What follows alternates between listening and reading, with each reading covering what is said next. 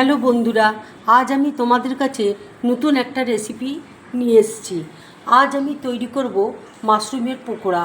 এই মাশরুমের পকোড়া করতে দেখো আমার কী কী লাগছে, তোমাদেরকে দেখো দেখিয়ে দিচ্ছি। মাশরুমকে দেখো আমি ভালো করে ধুয়ে নিয়েছি, ঠিক এইভাবে দেখো কেটে নিয়েছি, ঠিক এইভাবে দেখো। এখানে দেখো এক বাটি বেসন আছে, নুন আছে, এখানে জোয়ান আছে, হলুদ আছে, লঙ্কার গুঁড়ো রয়েছে, এখানে লেবুর রস আছে আর রসুন পেস্ট রয়েছে। এবার দেখো একটা বোলের মধ্যে আমি বেসনটা নিয়ে নিচ্ছি। আন্দাজ মতো দেখো নুন দিয়ে দিচ্ছি, জোয়ান দেখো দিয়ে দিচ্ছি, হলুদ দেখো দিয়ে দিচ্ছি, লঙ্কার গুঁড়ো দেখো দিয়ে দিচ্ছি। এবার দেখো সব একসাথে মেখে নিচ্ছি। এবার দেখো রসুনের পেস্ট দিয়ে দিচ্ছি, লেবুর রস দেখো দিয়ে দিচ্ছি, একটু দেখো খাবার সোডা দিয়ে দিচ্ছি।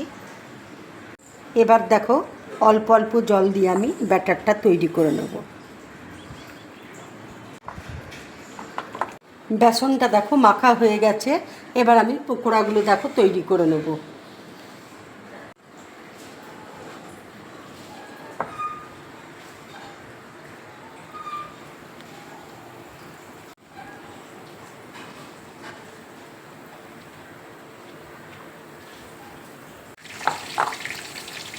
মাশরুমে দেখো ময়েশ্চার বেশি থাকে, এটা বেশি আছে ভাজলে সুন্দর ভাজাটা হবে।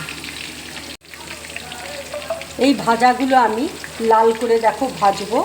এটা তোমরা সকালবেলায় চা বা কফির সাথে খাবে, সকালে বিকেলে যখনই তোমরা খাও চা কফির সাথে খাবে, খুব ভালো লাগবে।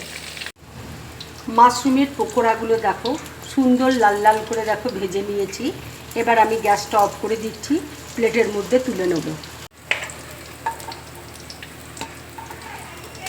বন্ধুরা, এই মাশরুম পকোড়ার রেসিপিটা যদি তোমাদের ভালো লাগে তাহলে লাইক করবে, শেয়ার করবে আর ড্রিম ব্লগ চ্যানেলটাকে সাবস্ক্রাইব করবে।